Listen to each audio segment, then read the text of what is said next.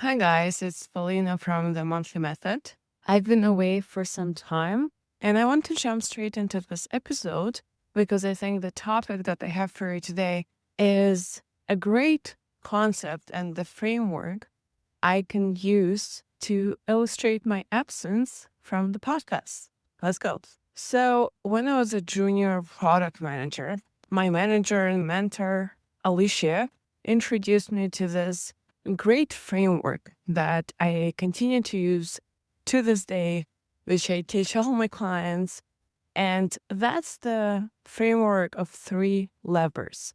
Whenever you are managing a project, building a product, you have only 3 levers to pull: resources, timeline, and scope. Knowing this really simplifies and removes overwhelm whenever your product is not going according to the plan or takes longer than expected, whatever.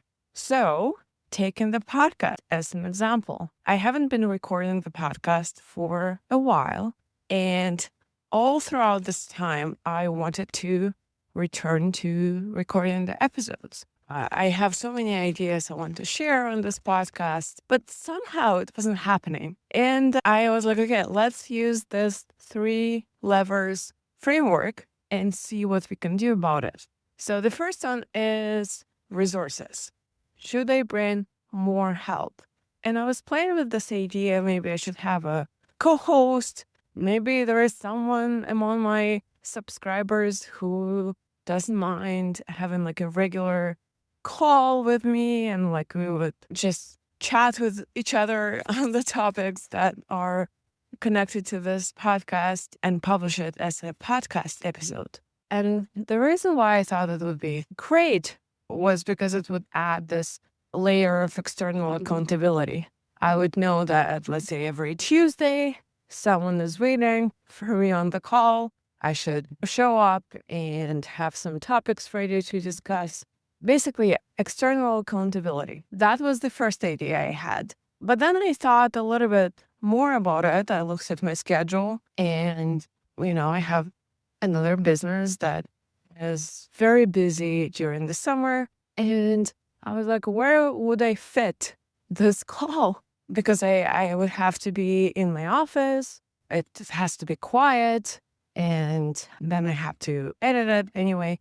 Maybe I should find an editor for my podcast. Then I was like, I have to find the time to sit down and record episodes. Looking at my schedule, not gonna happen because throughout this time that I was away, I always wanted to sit down and record my episodes. And then every day there was like objectively more important things I could be doing. More high leverage.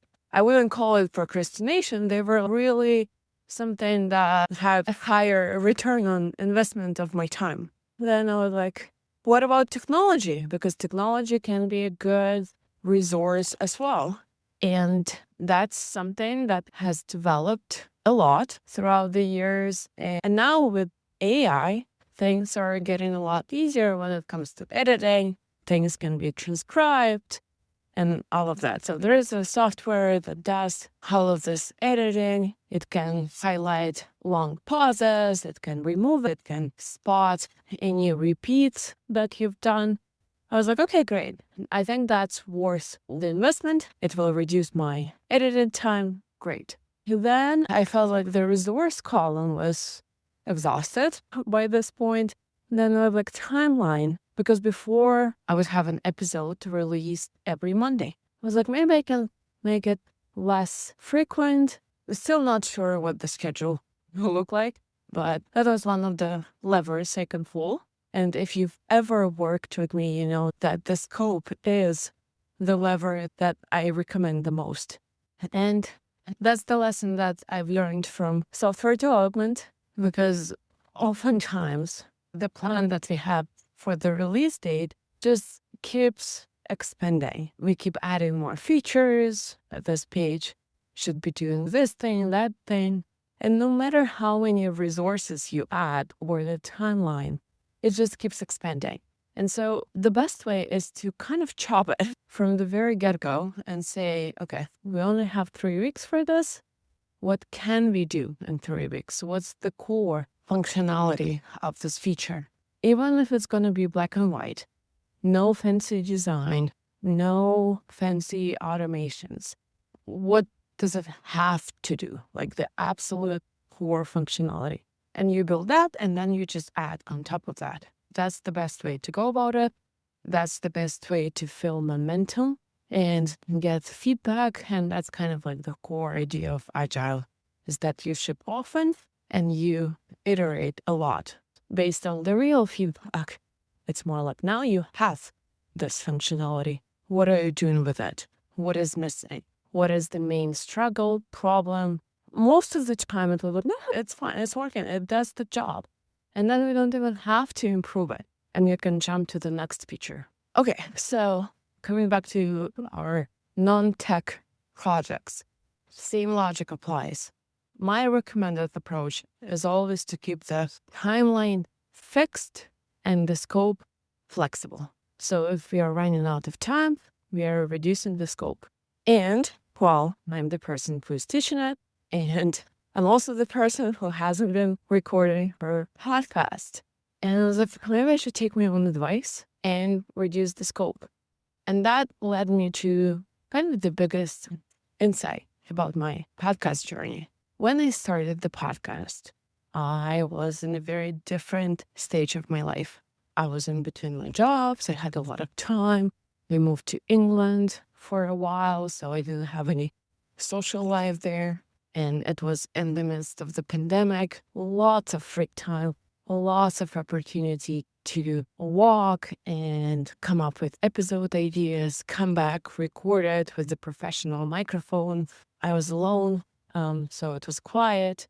It was the perfect setup for a podcast in life. And now I am in a completely different season of life.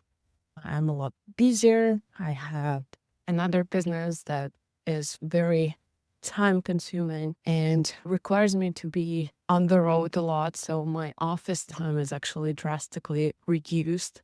And I'm also a mom, and I have some health related goals that I'm actively pursuing objectively. A lot less time for this perfect podcasting setup where I first create a plan for the episodes. Then I set up my recording studio with the microphone and all of that. And then I sit down, I record a few takes, and I edit it. Then I put all these fancy transitions in and write a perfect blog post that would go along with this episode. Those times are gone and they're not returning anytime soon. And yet I was stuck on this concept that it has to be the same way, that the podcast has to be the same quality. It has to be done in the same way where I sit down with the microphone in my office to record it. Those times are gone. So the scope had to change.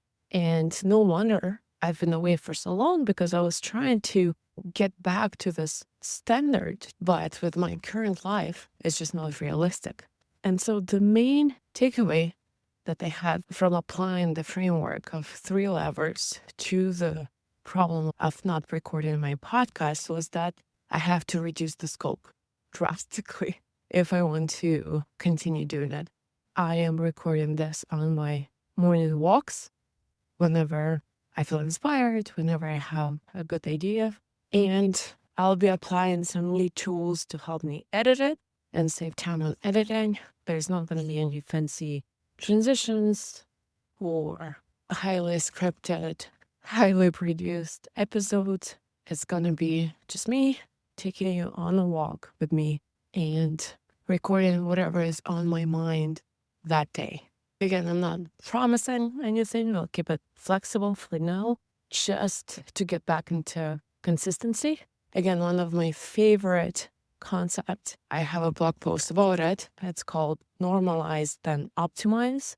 One of the major problems we have is that we always try to optimize before we even start. So normalize, make something a normal activity for you, and then you can optimize it. Maybe then you can think about the publishing schedule and all of the best software to do it with and all of that. But first thing first, you just need to get the reps in, make it a normal part of your day, your week, whatever. So I'm in the phase where I'm trying to normalize recording these episodes while walking, see how it goes, and then we'll be optimizing it. That's the concept that I wanted to share with you. I always share it with my clients in the final week of the sprint, the third week, where they probably have some goals that are in progress, and it's very unlikely they'll be able to finish them with the scope that they decided on in the beginning of the sprint. So there's always a process of descoping, so dropping all the fluff. I also wrote a separate post about it not too long ago. It's called the goal fluff. I like to say that we have the goal and then we have all the fluff around the goal about how we think it should get done, all the perfectionistic noise that we have in our brain. So final week of the sprint is when we do the descoping. We reduce the scope and focus on the core. It's a skill that you need to get good at to spot the core functionality from the fluff. But you get there very quickly after a few sprints. And it becomes less dramatic for sure. Because by this point, you see a lot of momentum and progress, and you're like, it's okay if it's not perfect as long as it's done. So I invite you to apply this concept of 3 levers to any project you feel stuck. The first one is resources. That means bringing in additional people, asking for help, delegating, investing in tools, software, tech. And then we have timeline, extending the timeline. In my opinion, is the least efficient way of doing things, because usually there is a fundamental problem in some of your assumptions and the scope. And so the more time you put in, the work tends to expand to the time allotted, the Parkinson law. So again, from my experience being a product manager, I've never solved the problem. There was not a single case where giving it more time solved the problem. And so, yeah, the third lever is the scope. My favorite, and most likely that's what's stopping you from getting your project completed. What can be dropped? Like, how can you reduce the scope? How can you make it less perfect? What is the standard that you're keeping so high that it stops you from actually executing it? So if you wanted to do something for like 2-3 weeks and you're not doing it, like me recording the podcast, I wanted to do it for months. And I kept telling myself, oh, it's just like the summer season. It's when I'm busy with the other business. Once the fall is over and it's winter time, then I'll be able to record the episodes. And then, the winter came and went, and I was still not recording. So basically, if it's not happening weeks on end, then it's just the scope that you picked does not fit inside your life, because you have this concept. It's kind of like a virtual reality where you have this illusion of what your life is and what you can do within your life. And then you have your real life with all the deadlines, all the kids, all the chores, all the everything. And then you are trying to take this, like in your virtual reality and your imaginary version of your life, it's easy to do this thing. But in your real life, it's impossible. And so I invite you to face the facts and say, okay, I've been trying to do it for 3 months. It's not happening. It just means that this scope is not working for your real life. And so the scope needs to be reused to actually be manageable, be realistic for your real life with all its limitations, all its deadlines. So again, away from the virtual reality of your imaginary life towards the real life. What can be done here? What's the scope I can do? What's the version of it that is possible in my life? What's the budget I can afford I think that's enough for the first episode. If you want to see more of my content that is tailored to your sprint goals, to your projects and initiatives, I invite you to join the focus room. That's my private membership where we do sprints live together on the same schedule.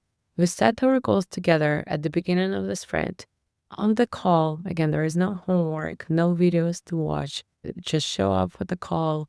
Then we have daily stand-ups to make progress on our goals. Then we have weekly co-working sessions where we work on our goals at the same time.